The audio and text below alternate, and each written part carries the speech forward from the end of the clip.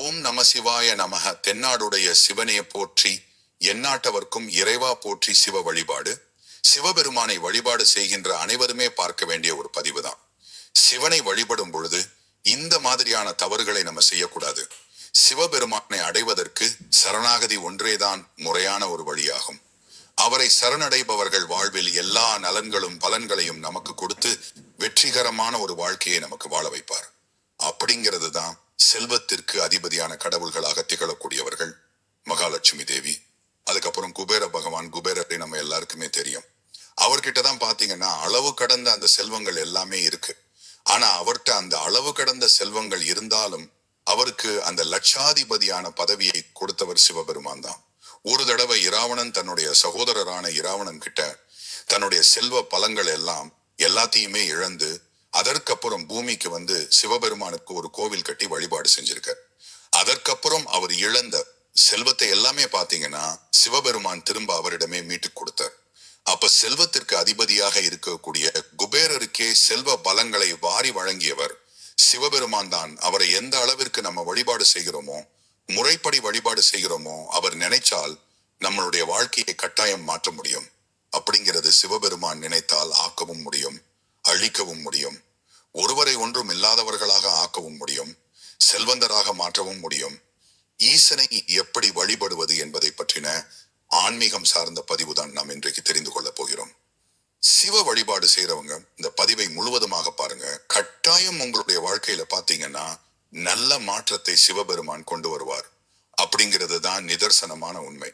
நம்மளுடைய சேனலுக்கும் முதன்முறையா வரவங்க சப்ஸ்கிரைப் பண்ணிட்டு மறக்காம இந்த வீடியோக்கு ஒரு லைக் பண்ணிருங்க. சிவாலயங்கள்ல சிவபெருமானை வணங்கும் பொழுது பலிபீடம் அருகில் தான் வணங்க வேண்டும். நீங்கள் உங்களது வாழ்க்கையில வெற்றி அடைய விரும்பினால், செல்வந்தராக நினைத்தால் நிச்சயம் சிவராத்திரி விரதம் அனுஷ்டிக்க வேண்டும். இன்றைய தினம் சிவராத்திரி, மகா சிவராத்திரி. நீங்க இந்த சிவராத்திரியில கட்டாயம் ஈசனை வழிபாடு செய்யுங்க. மாதம் மாதம் வருகின்ற சிவராத்திரியிலுமே ஈசனை வழிபாடு செய்யுங்க. நல்ல ஒரு செல்வம் மிக்க நமக்கு தேவையான அந்த வாழ்க்கையை அவர் அருள்வார். அப்படிங்கிறது தான் பெண்கள் பஞ்சாங்க நமஸ்காரமும் ஆண்கள் அஷ்டாங்க நமஸ்காரமும் அவசியம் செய்ய வேண்டும். பெண்களா இருந்தீங்கன்னா மார்பகங்கள் தரையில படாம விழுந்து வணங்கணும். ஆண்கள் பார்த்தீங்கன்னா உடல் முழுவதுமே கீழே படும்படி தலை குனிந்து நல்லபடியா படுத்துக்கொண்டு வணங்குவது சிறப்பு. சிவாலயத்துல கால் நீட்டி எப்பொழுதுமே உட்காரக்கூடாது. அதிலும் வடக்கு மற்றும் கிழக்கு திசைகளில் இவற்றை செய்யவே கூடாது. மேலும் இருகரம் குவித்து தலைமேல் வைத்து வணங்குவது நல்லது. எல்லாமே நீதான் அப்படின்ட்டு நம்ம தலைக்கு மேல் கையை குவித்து வணங்குவது அப்படிங்கிறது ஒரு சிறப்பான செயல். சிவபெருமானுடைய சன்னதி கிழக்கு நோக்கி இருந்தால் பலிபீடத்திற்கு தென்கிழக்கு மூலையில் அங்கு நின்று நமஸ்காரம் செய்து கொள்ள வேண்டும். தெற்கு மற்றும் மேற்கு நோக்கி சன்னதி இருந்தால் பலிபீடத்திற்கு தென்மேற்கு மூலையில் நமஸ்கரித்துக் கொள்ள வேண்டும். சன்னதி வடக்கு நோக்கி இருந்தால் பலிபீடத்திற்கு வடமேற்கு மூலையில் நமஸ்கரித்துக் கொள்ள வேண்டும். கிரகணத்தின் போது பிரதோஷ தினங்களிலும் சிவாலய வழிபாடு நல்ல பலன்களை நமக்கு பெற்றுத்தரும் அப்படிங்கிறது ஐதீகம். சிவாலயங்களில் இருக்கக்கூடிய அந்த கொடிமரத்திற்கு அருகில் நின்று 3 முறை வணங்க வேண்டும். ஈசன் நினைத்து கொண்டு கொடிமரத்தை சுற்றி வந்து 3 முறை வணங்க வேண்டும். சிவபெருமானையும் கொடிமரத்தையும் சேர்ந்தாப்புல 3 முறை சுற்றி வளம் பெற வேண்டும். நம்ம சிவபெருமான விழுந்து வணங்குறோம். அதே போல மற்ற சன்னதிகள் அனைத்திலையுமே விழுந்து வணங்கணும் அப்படின்னு அவசியம் கிடையாது. இவரை விழுந்து வணங்கினாலே அனைத்தையுமே அனைத்து கடவுள்களுமே வணங்கியதற்கு சமம்தான். அதனால அனைத்து சன்னதிகளையுமே விழுந்து வணங்கணும் அப்படின்னு கூடாது. அதே போல இப்ப சிவாலயங்களுக்கு நம்ம சென்று வழிபாடு செய்யறோம் அப்படின்னாலே மனதில் உள்ள அந்த கவலைகள் எல்லாம் நீங்கி நமக்கு ஈசனுடைய அருளை பெறணும் அப்படிங்கிற ஒரு காரணத்திற்காகத்தான் போகும். அங்க போய் தேவையில்லாம பேசுறது, மொபைல் போன் நோண்டுவது போன்ற விஷயங்கள் ஈடுபடக்கூடாது. அமைதியா ஒரு இடத்துல அமர்ந்து ஈசனை நினைத்து தியானித்துக் கொண்டு அவரை அருவுருவமாக மனதிற்குள் நம்ம வைத்து வழிபாடு செய்யும் பொழுது அங்கே அவர் நமக்கு அருவுருவமாக காட்சி அளிப்பார் அப்படிங்கிறது தான். அதே போல இப்ப சிவாலயங்கள்ல அடிப்பிரதர்சனம் செய்யும் பொழுதும் பொறுமையுடன் செய்ய வேண்டும். எவரிடமும் பேசிக்கொண்டோ செய்யக்கூடாது. அடி பிரதர்சனம் செய்யும் பொழுது நிலம் பார்க்க பொறுமையுடன் செய்ய வேண்டும். பூமி அதிர நடங்கக்கூடாது. பூமி அதிர நடக்கக்கூடாது. உட்பிரகாரத்துல பிரதர்சனம் செய்வதை விட வெளிப்பிரகாரத்தில் செய்யும் பிரதர்சனம் அதிக பலன் தரும். வெளிப்புற பிரகாரத்துல கொடி மரத்தையும் சேர்த்து பிரதர்சனம் செய்ய வேண்டும். இப்படி இனிமே செய்ய பாருங்க, நல்ல ஒரு பலனை கொடுக்கும். அப்படிங்கிறது தான் ஆலயத்துல அபிஷேகம் நடைபெறும் சமயத்துல எந்த பிரதர்சனமும் செய்யக்கூடாது. ஆலய ஆலயத்திற்குள்ள இறைவனை அன்றி பிறரை வணங்கவே கூடாது.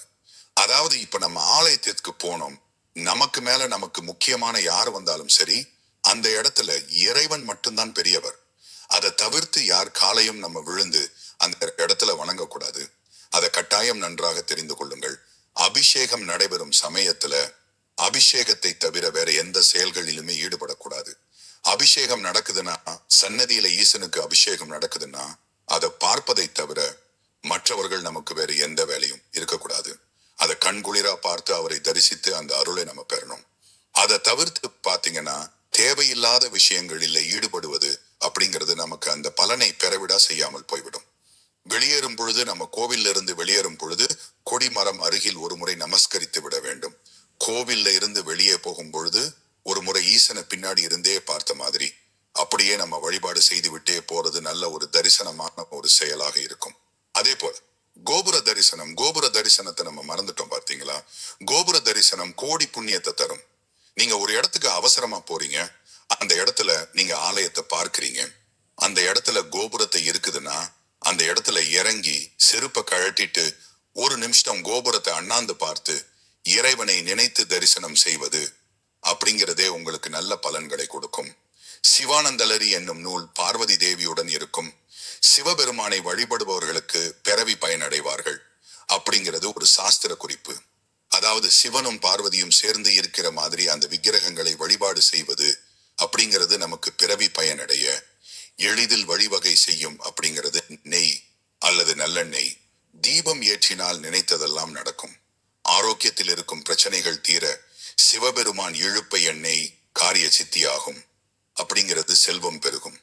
தேங்காய் எண்ணெய் கொண்டு தீபம் ஏற்றினால் வாழ்வில் உள்ள அந்த சங்கடங்கள் அனைத்துமே நீங்கும் அப்படிங்கிறது தான் சிவபெருமானுக்கு. உங்க வீட்டிலேயுமே தினமுமே இந்த மாதிரியான விளக்குகளை ஏற்றுவது, தீபம் ஏற்றுவது அப்படிங்கிறது நல்ல பலனை கொடுக்கும்.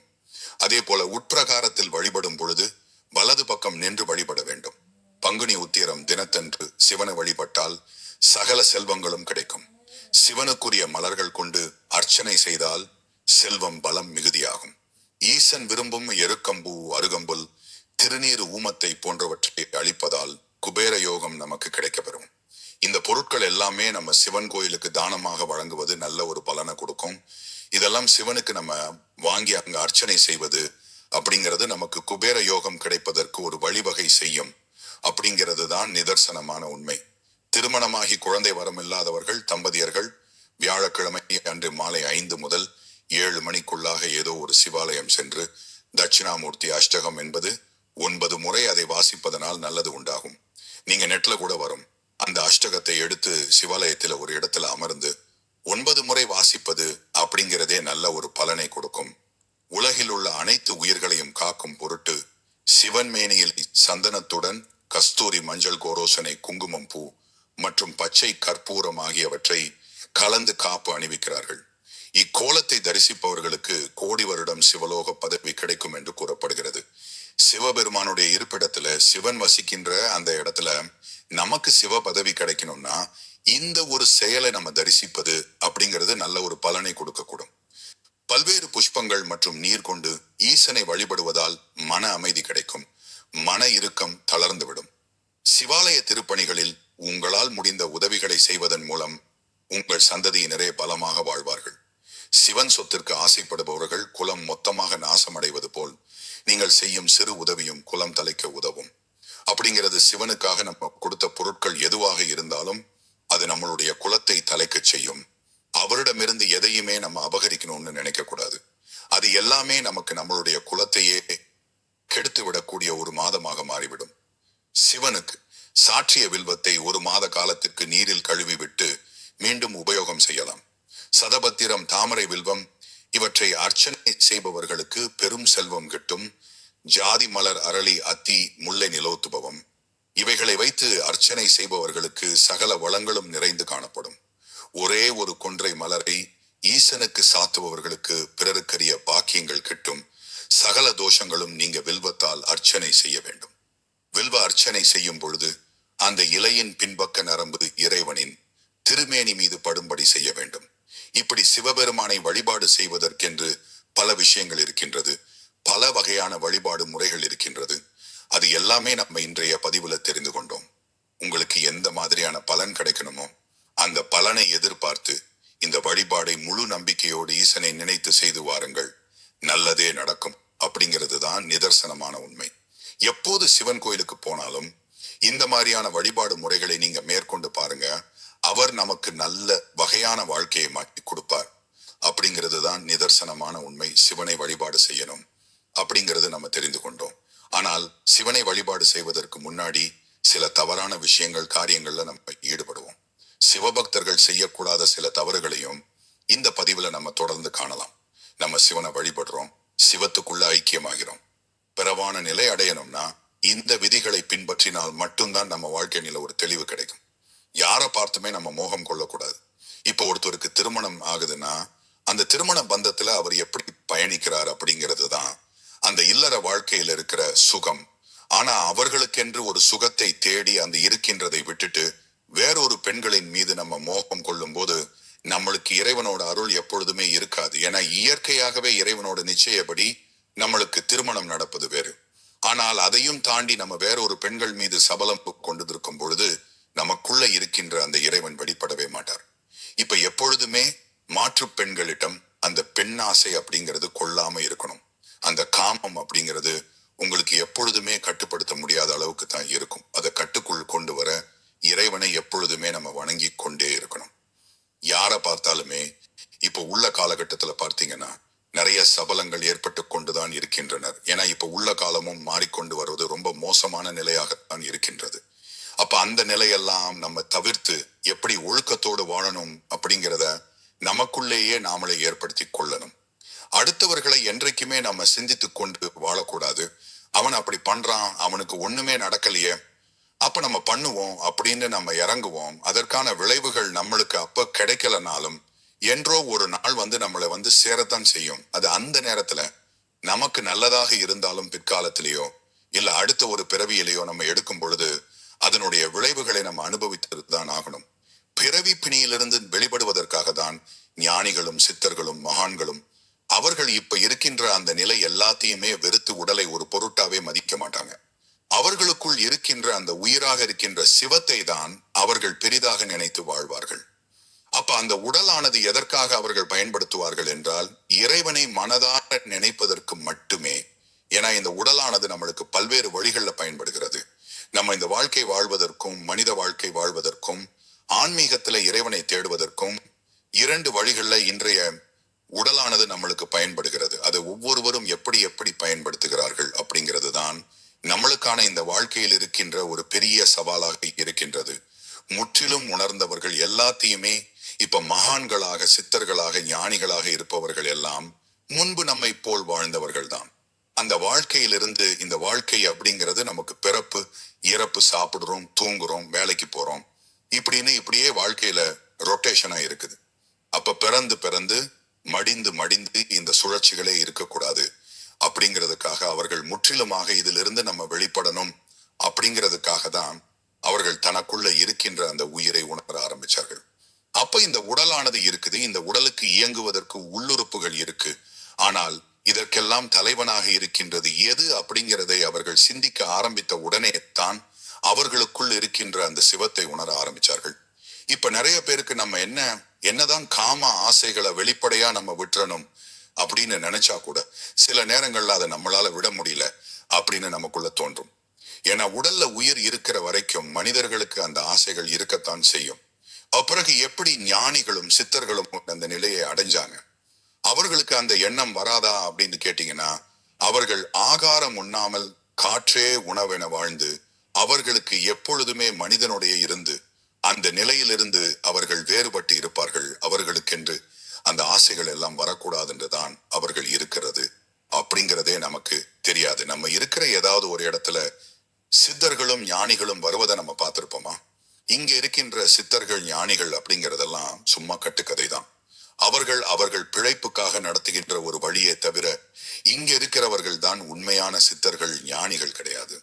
நம்ம கண்ணால பார்க்கிறவர்கள் யாருமே அப்படிப்பட்டவர்கள் கிடையாது. உண்மையானவர்கள் எங்கும் மறைந்து இறைவனே கதி என வாழ்ந்து கொண்டிருப்பார்கள். அவர்கள் ஆகாரம் உண்ணாமல் எந்த ஒரு ஆசைகளும் இன்றி இறைவனே கதியான வாழும் பொழுது அவர்களுக்குள் ஆசைகளுமே இழாது. இப்படித்தான் அவர்கள் காமத்தை அடக்கி தனக்குள்ள இருக்கின்ற அந்த இறைவனை உணர்ந்து வாழ்கின்றனர். இது சாதாரண நம்மளால முடியுமான்னு கேட்டீங்கன்னா கண்டிப்பாக முடியாது. ஏதோ ஒரு கட்டத்துல மனிதன் ஆகாரம் உண்ண உண்ண அவனுக்குள்ள இருக்கின்ற அந்த ஆசைகள் அப்படிங்கிறது அடங்காமல் தான் இருக்கும். அப்ப இதற்கு முடிவு அப்படின்ற மரணம் தான். அவன் மரணித்து விட்டான் என்றால் அவனுக்குள்ள இருக்கின்ற அந்த ஆசைகளும் அடங்கிவிடும். அப்ப உயிரோடு இருக்கும் பொழுது அவனை எப்படி அந்த ஆசைகளை கட்டுப்படுத்தணும்? ஐம்புலன்களையும் நம்மளால சாதாரணமாக கட்டுப்படுத்த முடியாது. ஏன்னா ஞானிகளாக இருக்கிறவர்கள், சித்தர்களாக இருக்கிறவர் தனக்குன்னு எந்த ஒரு உடையும், அதாவது ஏதோ ஒரு உடையை அவர்கள் அணிந்து கொண்டு அவர்களுக்கென்று எந்த ஒரு ஆசையும் இருக்காது. உடல் தோற்றம் அப்படிங்கிறதும் ஏதோ மெலிந்து ஒரு மாதிரியாகத்தான் காணப்படும். அப்ப அப்படிப்பட்டவர்களுக்குத்தான் உடலை அடக்கி தனக்குள்ள இருக்கின்ற அந்த ஐம்புலன்களையும் அடக்கி ஆள்வதற்கு அவர்களுக்கு அந்த சக்தி இருக்கும். சாதாரணமா நமக்கு எதுவும் இருக்காது. நம்ம எதை பார்த்தாலுமே ஆசைப்படும் பொழுது அந்த ஆசைகள் நமக்கு இருக்கிற வரை நம்மளால எதையுமே அடக்க முடியாது. அப்ப நம்ம உணர்ந்து கொள்ளணும். சாதாரணமா நம்ம கேட்கிறோம், ஒரு சித்தர்கிட்ட போய் கேட்கிறோம், ஐயா அந்த ஐம்புலன்களையும் நான் அடக்கணும், அதற்கான வழிகளை கொள்ளுங்க அப்படின்னா நம்ம எல்லாத்தையுமே மறந்து, வெறுப்பு வெறுப்பு இன்றி எல்லாமே மறந்து நம்ம இறைவனே கதியா இருப்பதுதான். அப்படி யாராலும் இருக்க முடியுமா? முடியாது. ஏன்னா நம்மளுக்கென்று வாழ்க்கை இருக்குது, சொத்து இருக்கு, பணம் இருக்குது, இப்படின்னு பல்வேறு பின்னாடி நமக்கு பின்னாடி இதெல்லாம் இருக்குன்னு அப்படின்னு நம்ம யோசிக்கும் பொழுது என்ன ஆயிருது? இதையெல்லாம் விட்டுட்டு வர மனமானது அந்த இடத்திலிருந்து நம்மளை அசைக்க விடாது. இதையெல்லாம் துறந்து நம்ம இறைவனே கதி என போகும் பொழுதுதான் அந்த இடத்திலிருந்து நம்ம மாற முடியும். அப்ப இப்படி கூறுகின்ற இந்த ஆசைகள், இந்த தவறுகளை நம்ம செய்தோம் என்றால் நம்ம சிவபக்தர்களாக இருப்பதற்கு தகுதியற்றவர்களாகத்தான் இருப்போம். இதுதான் உண்மையான கருத்து. இது தெளிவாக புரிந்தவர்களுக்கு புரியும், புரியாதவர்களுக்கு ஏதோ சொல்கிறாங்களே அப்படிங்கிற மாதிரி தான் தெரியும். சிவபக்தர்களாக இருக்கிறோம் அப்படின்றால் அதற்கு அவர் பார்த்தீங்கன்னா நம்மளுடைய பிறப்பானது அறுத்து நம்மளுக்கென்று அந்த பிறவான நிலையை கொடுக்கிறார். அது எப்படி நம்ம இந்த விருப்பமின்றி எல்லா ஆசைகளையும் துறந்து அவரே கதி என போகும் பொழுதுதான் நமக்கு அதெல்லாம் கிடைக்கும். இப்ப ஒண்ணு இழந்தாதான் ஒண்ணு கிடைக்கும் அப்படிங்கிற மாதிரிதான். இப்ப வாழ்க்கைன்ற அந்த வாழ்க்கையிலிருந்து நம்ம முற்றிலுமாக மறந்து இறைவனே கதி என போகும் பொழுதுதான் அந்த வாழ்க்கை கிடைக்கும். அப்ப அந்த வாழ்க்கை இப்ப நம்ம வாழும் பொழுது கிடைக்காது. ஏன்னா இப்ப இருக்கிற நிலை நம்ம சாதாரணமா வாழ்கின்ற அந்த வாழ்க்கை. அப்ப அவர்கள் வாழ்கிறார்களே, சித்தர்கள் வாழ்கிறார்கள், ஞானிகள் வாழ்கிறார்கள்னா அவர்களும் நம்மளுடைய நிலையிலிருந்து கொஞ்சம் கொஞ்சமா அவர்களுடைய நிலையை மாற்றி முழுவதுமாக இறைவனை உணர்ந்துதான் அவர்களும் அந்த நிலைக்கு போயிருக்காங்க. இப்ப செய்ய சொல்கின்ற இந்த தவறுகளை எல்லாம் அவர்கள் வாழ்கின்ற இந்த வாழ்க்கையில கொஞ்சம் கொஞ்சமா மறந்து அதற்கப்புறம் தான் இறைவனிடம் அவர்கள் தனக்கென்று தனி பாதை உருவாக்கி கொண்டு இறைவனே கதி என வாழ ஆரம்பித்து வருவார்கள். முதல்ல அடிப்படையாக இருக்கின்ற இந்த தகுதிகளை நாம் ஏற்படுத்தி கொண்டால்தான் இறைவனிடத்துல நாம் அவரை வணங்குவதற்கு ஒரு சந்தர்ப்பம் நமக்கு தோன்றும். அந்த சந்தர்ப்பத்தை தோன்றினாலும் நாம பயன்படுத்துறது தான் நம்ம கையில தான் இருக்குது. இப்ப நம்ம விதவிதமா சாப்பாடு சாப்பிட்டு இருப்போம், இல்ல ஒரு இடத்துக்கு போகணும்னு ஆசைப்பட்டு இருப்போம். இப்படி பல்வேறு ஆசைகள் நமக்குள்ள இருக்கும். இப்ப சிவபெருமானை வழிபடுறேன், நான் இமயமலைக்கு போறேன், அங்க போய் நான் தவம் பண்ண போறேன் அப்படின்னு நம்ம கிளம்பலாம். நம்ம இங்க இருந்து கிளம்பி அங்க போறதுக்குள்ளேயுமே பாதி தூரத்திலேயே நம்ம ஓடி வந்துருவோம். ஏன்னா நம்மளுடைய மனதில் உள்ள எண்ணங்கள் பூராமே நம்ம எங்கிருந்து வந்தோமோ அந்த இடத்துல மட்டும்தான் இருக்கும். சும்மா தாயாரை யார் வேணுமானாலும் கூறலாம், ஆனால் மனதார அதை செயல்படுத்துவது அப்படிங்கிறது ஒரு கடினமான செயலாகத்தான் இருக்கும். அப்ப இந்த ஜென்மத்துல நம்ம இறைவனை முழுவதுமாக அடைய முடியலனாலும் அடுத்த ஒரு பிறவி இருந்தா அவனே கதியென வாழணும் அப்படிங்கிற அந்த ஆசையை அவனிடம் பெற்றுவிடணும். அதற்கு இந்த பிறவியிலையாவதும் கர்மாக்களை சேர்க்காம பிற உயிர்களுக்கு துன்பம் இழக்காம எந்த ஒரு பொன் பொருளின் மீது ஆசைப்படாமல் நம்ம வாழ்ந்தால் மட்டும்தான் இந்த பிறவியில நம்ம எடுத்துக்கொள்கின்ற இந்த முடிவுதான் அடுத்த பிறவியில் நமக்கு அது தொடக்கமாக இருக்கும் அப்படிங்கிறத நம்ம தெளிவாக தெரிந்து கொள்ள வேண்டும். இதை தெரிந்து கொண்டு வாழ்ந்தாலே நமக்கு எல்லாமே புரிந்துவிடும். அதனால இறைவனை வழிபடுறோம்னா எந்த ஒரு ஆசைகளும் நம்ம அவரிடம் கேட்க வேண்டாம். எனக்கு அது கொடு, இது கொடு, மற்றவன் அப்படி வாழ்றான், எனக்கு எதுவுமே இல்லை அப்படிங்கிற இந்த பேச்சுக்கள் எல்லாம் இறைவனிடத்துல நீங்க வெளிப்படுத்த கூடாது. இருக்கின்ற நிலை அவர் உங்களுக்கு குடிசையில வச்சிருந்தாலும் எப்படி நம்ம வாழ்றோம் அப்படிங்கறதுலதான் இருக்கு. ஏன்னா கோபுரத்துல வாழ்ந்தாலும் சரி, குடிசையில வாழ்ந்தாலும் இருந்தாலும் சரி, எல்லாமே மண்ணுக்கு அடியில தானோ நம்ம போகிறோம், மண்ணு தானோ நம்மள சாப்பிட போகுது அப்படிங்கறதுல எந்த ஒரு மாற்று கருத்தும் கிடையாது. அதனால எப்படி இருக்கிறோமோ அந்த நிலையில வாழ்வதற்கு நம்ம நம்ம எப்போதுமே நம்மளை நினைத்து கொண்டு சந்தோஷமாக வாழணும். இதுதான் ஒரு உண்மையான சிவபக்தர்களுக்கு தேவையான ஒன்றாக இருக்கும். அடுத்து எல்லாமே சிவமாக இருக்கின்ற எல்லா விஷயத்தையுமே நம்ம சிவமாக பார்க்கும் பொழுது பிற உயிர்களை நம்ம துன்புறுத்தக்கூடாது. ஒரு உயிர் இப்ப தெரியாத சின்ன பசங்க கூட சில உயிர்களை துன்புறுத்துவாங்க. அப்ப அந்த இடத்துல அந்த குழந்தைக்கு உணராத தருவத்துல அவருடைய பெற்றோர்கள் அதை புரிய வைக்கணும். அவர்களும் சேர்ந்து வேடிக்கை பார்த்து கொண்டு இருக்கக்கூடாது. இது ஒண்ணு. இப்ப பிற உயிர்களிடத்துல நம்ம எல்லா உயிர்களிடத்திலும் அன்பு செலுத்துறோம். இறைவன் ஈசனும் அப்படித்தான் நம்ம மீது அன்பு செலுத்தி தான் நமக்கு எல்லாமே செய்து கொண்டிருக்கிறார். அதே மாதிரி நம்ம மற்ற உயிர்களை பார்க்கும் பொழுது பிற உயிர்களை கொன்று திங்கணும் அப்படிங்கிற அந்த எண்ணத்தை நம்ம ஏற்படுத்தி கொள்ளக்கூடாது. எல்லா உயிர்களுமே சமம் அப்படிங்கிற அந்த எண்ணத்துல நம்ம இருக்கும்போது புலால் உண்ணுவது அப்படிங்கிறது நமக்கு தேவையில்லாத ஒன்று. இந்த எண்ணத்திலிருந்து நம்ம மாற்றிக்கொண்டால் மட்டும்தான் இறைவனிடத்துல நம்ம அன்பு செலுத்துவதற்கு நம்மளுக்கு உதவிகரமாக இருக்கும் அப்படிங்கிறதுல எந்த ஒரு மாற்று கருத்தும் கிடையாது. தினமும் ஒரு முறையாவது பஞ்சாட்சர மந்திரத்தை, இறைவனுடைய அந்த சிவபெருமானுடைய ஓம் நம சிவாய அப்படிங்கிற அந்த பஞ்சாட்சர மந்திரத்தை அந்த நாட்கள்ல டெய்லி நம்ம கடந்து போகின்ற ஒரு வேலையிலேயாவது நம்ம சொல்லிடணும். நம்ம தினம் வேற வேற என்னென்னமோ செய்கிறோம். ஆனா அந்த பஞ்சாட்சர மந்திரத்தை இறைவனை நினைத்து நம்ம சொல்லும் பொழுது, ஒரு நாள் நம்ம சொல்லும் பொழுது அந்த பலனானது நமக்கு கிடைக்கும்.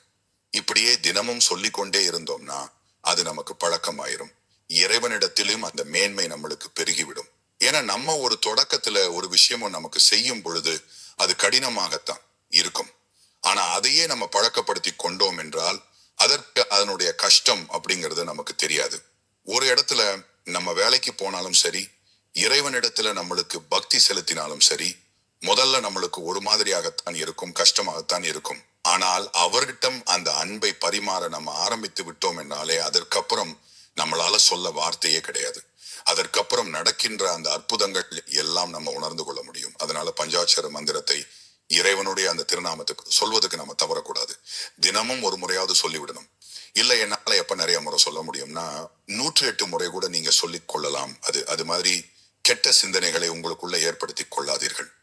ஒருத்தங்க நல்லா இருக்காங்கன்னா அவர்களை பார்த்து நம்ம சந்தோஷப்படணுமே தவிர அவன் அப்படி இருக்கிறானே நம்மளால இருக்க முடியலையே அப்படிங்கிற அந்த பொறாமை குணம் அப்படிங்கிறது மட்டும் நமக்குள்ள எழக்கூடாது. இது பெரிய அளவுல ஒருத்தங்க மீது அந்த பொறாமை குணம் நமக்கு இருந்தாலே நமக்கு என்ன தோன்றும், நம்மளுக்கு அடுத்த ஆசைகள் அப்படிங்கிறது அதிகரித்து கொண்டே போகும்.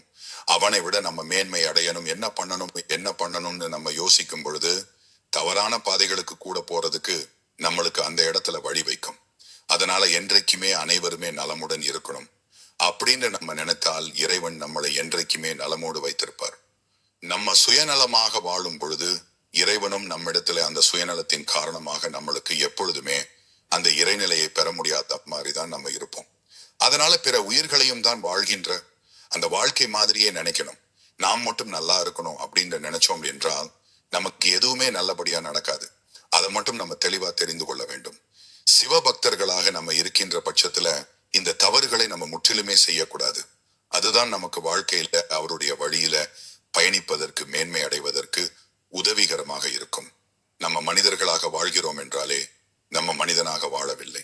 நம்ம ஞானிகள் மாதிரி வாழனாலும் பரவாயில்லை, மனிதனாகவாவது வாழலாம். மனிதன் அப்படிங்கிறவன் ஆரம்ப காலத்துல எப்படி வாழ்ந்திருப்பான் என்றால், இப்ப நம்ம எப்படி வாழ்றோம், நம்ம என்று நிலங்களை பெருக்கணும், நம்மளுக்கென்று பின்னாடி வருகின்ற இந்த சொத்துக்களை சேர்த்து வைக்கணும், அப்படி இப்படின்னு நம்ம வாழ்றோம். இப்படி நம்ம வாழ்கிறோம். எதற்காக வாழ்கிறோம்? நமக்கு அடுத்து வருகின்ற இந்த சந்ததிகளுக்காக பெருக்கி கொண்டு வாழ்கின்றோம். நம்ம என்னதான் எல்லாமே நம்ம பெருக்கி அடுத்த சந்ததிகளுக்கு நம்ம வாழ்ந்து விட்டாலும் அதே பயணத்துலதான் அந்த சந்ததிகள் போகுமா அப்படிங்கிறது அவங்க கையில தான் இருக்குது. இப்ப ஒவ்வொருவரும் ஒவ்வொரு மாதிரி தான் அந்த வாழ்க்கையை தேர்ந்தெடுத்து வாழ்ந்து கொண்டிருக்கின்றன. இப்ப நீங்க உங்களுடைய அப்பா வழியில நீங்க வாழ்ந்து கொண்டிருக்கிறீங்க, அவரே மாதிரி நீங்க வாழ்ந்திருப்பீர்கள் என்றால் அப்படி கிடையாது. உங்களுக்கென்று ஒரு தனிப்பாதை இருக்கும். அவர்கள் சேமித்து வைத்தால் நம்ம என்ன பண்ணுவோம், அதை எப்படி அழிக்கலாம் அப்படிங்கிற அந்த எண்ணத்துல இருப்போம். இப்படித்தான் வாழ்க்கை பார்த்தீங்கன்னா மாறுபட்டு தான் வரும். அப்ப இதையெல்லாம் நம்ம எதற்கு சொல்கிறோம் என்றால் உணர்ந்து கொள்ளணும். என்னதான் கஷ்டப்பட்டு உழைத்து தேடி தேடி வைத்திருந்தாலும் அது நமக்கு எந்த ஒரு வகையிலும் பயன்பெறாது. எல்லாமே நம்ம செல்வத்தை தேடி வச்சிருக்கோம், அந்த பொருளை வாங்கி வச்சிருக்கோம், இந்த பொருள் வாங்கி வச்சிருக்கோம், அது வயசானதுக்கு அப்புறமும் நம்மளால அதை அனுபவிக்க முடியுமா? கிடையாது. நம்மளுக்கென்று நம்ம எல்லாமே தேடி வச்சு விட்டு எல்லாத்தையும் நம்ம சேர்த்து வச்சிருக்கோம். அடுத்து நம்மளால முடியல. நம்மளுடைய உடல் தோற்றம் எல்லாமே மெலிந்து காணப்படுது. உடல்ல பலனே கிடையாது, சக்தியும் கிடையாது. அப்ப நம்ம என்ன பண்ணுவோம்? ஓரமா உட்கார்ந்துருவோம். அந்த இடத்துல நம்ம தேடி வச்சிருந்த அந்த கோடிகளாக இருக்கட்டும், பணங்கள், இப்படி எல்லாமே அதை வச்சு நம்ம பயன்படுத்த முடியாது. ஏன்னா உடல்ல எந்த ஒரு அசைவுமே இல்லாட்டி அந்த உயிர் மட்டும்தான் இருக்குது. அந்த உயிர் கடைசி நேரத்துல தான் தேடும். அந்த வயதான தோட்டத்தில் இருக்கிறோம், நம்மளை யாருமே அந்த அளவுக்கு கூட கவனித்துக் கொள்ள மாட்டார்கள். அப்ப இளமையில நம்ம ஆடின ஆட்டம் எல்லாம் முதுமையில ஒரு கட்டத்துல முடிந்து விடுகிறது. இப்ப என்னதான் நிம்மதி இல்லாம வாழ்க்கை. நம்ம என்னதான் வாழ்ந்தாலும் கடைசியில நம்ம நிம்மதியை தேடி அலையும் பொழுது அதற்கான தேடல் அப்படிங்கிறது அந்த இடத்துல முடிந்து விடுகிறது. நம்ம அப்பதான் ஆரம்பிப்போம். அப்ப நம்மளுக்கென்று இந்த உலகத்துல இவர்கள் கூட நிரந்தரம் இல்லையே, உண்மையான பாசம் இல்லையே அப்படின்னு நம்ம உணர்ந்ததுக்கு அப்புறம் நமக்கு எதுதான் நிரந்தரமான அன்பு அப்படிங்கிற நம்ம அப்பதான் இறைவனை சிந்திக்க ஆரம்பிப்போம். ஆனால் சிந்திக்க ஆரம்பிச்ச பிறகும் ஒன்னும் பிரயோஜனம் கிடையாது. ஏன்னா உடல்ல அந்த பலன் இல்லை, நம்மளுக்கான அந்த சக்தி இல்லை. இறைவனை அப்ப தேடணும்னு நினைச்சாலும் நம்மளுடைய உடலானது உயிரை விட்டு எப்ப பிரியும் தருவாயில இருக்கிறது அப்படிங்கறது நம்மளால கணிக்க முடியாது. அதற்குத்தான் இப்ப இருந்து இந்த இளமையிலிருந்தே நம்ம ஸ்டார்ட் பண்ணாதான் முதுமையில ஓரளவுக்காவது இறைவனை பற்றின அந்த புரிதல் நமக்கு வந்துவிடும். இந்த குணங்கள் தான் ஒரு மனிதனை இறைவனிடத்தில், சிவபெருமானிடத்தில் மேன்மடைய செய்து அவரிடமே கொண்டு போவதற்கு வழிவகுக்கும் அப்படிங்கிறதுல எந்த ஒரு மாற்று கருத்தும் கிடையாது. அவன் அருளாலே அவன் தாழ் வணங்கி அப்படிங்க கூறுவது எதற்காக? அவன் அருள் இருந்தாதான் அவனை வணங்கவே முடியும். அவனை பற்றின அந்த புராணத்தையும் நம்ம பேச முடியும். அவர் எப்படி இருப்பாரு அப்படிங்கிறத நம்ம உணர முடியும். அப்படிங்கிறத அவன் அருள் இருந்தாதான் அப்படிங்கறது சொல்றாங்க. அப்ப அவன் அருளை நம்ம முன்கூட்டியே நமக்கு ஏற்படுத்தி கொள்ளணும். அப்படின்னா நம்ம முதல்ல நம்மளை தயார்படுத்தி கொள்ளணும். நம்மளுடைய உடலுக்கு தேவையை மட்டுமே நம்ம வாழ்ந்து கொண்டிருக்கின்ற இந்த காலகட்டத்துல அதை மறந்து செயல்பட்டால்தான் நமக்குள்ள இருக்கின்ற நற்குணங்களை வெளிப்படுத்தினால் மட்டும்தான் அவனுடைய அருளானது நம்ம பெற முடியும். அப்படிங்கிறதுல நம்ம உறுதியாக இருக்கணும். எந்த ஒரு ஆசைகளும், விருப்பு வெறுப்பும், காமம், இப்படி எந்த ஒரு தலைகணமும் இல்லாமல் மனிதனாக நம்ம வாழ்க்கை வாழும் பொழுது நம்ம இறைவனை பற்றி உணர்வதற்கு அவர் நமக்கான அந்த வழிமுறைகளை ஏற்படுத்தி கொள்ளுவார் அப்படிங்கிறத நம்ம தெரிந்து கொள்வோம். அதனால ஆசைகள் எதுவாக இருந்தாலும் அதை கொஞ்சம் கொஞ்சமாக முழுவதுமாக நம்மளால போக்க முடியாது. ஏன்னா ஒரு பழக்கம், கெட்ட பழக்கத்திலேயே நீங்க ஈடுபட்டு இருந்தாலும் டக்குன்னு அதை விட முடியாது. ஏன்னா திரும்ப அதுல போய் உங்களை மூழ்கத்தான் அடிக்கும். எவ்வளவு நாள் தான் கட்டுப்பாட்டில் இருந்தாலும் ஒரு நாள் அந்த ஆசை உங்களை தூண்டும். அதனால நீங்க அந்த ஆசைகளை கொஞ்சம் கொஞ்சமா குறைத்து கொண்டு நல்வழியில வாழ்வதற்கு இறைவன் அருளால் எல்லோரும் நலமுடன் வாழ வேண்டும். நன்றி, வணக்கம். ஓம் நம சிவாய நமக.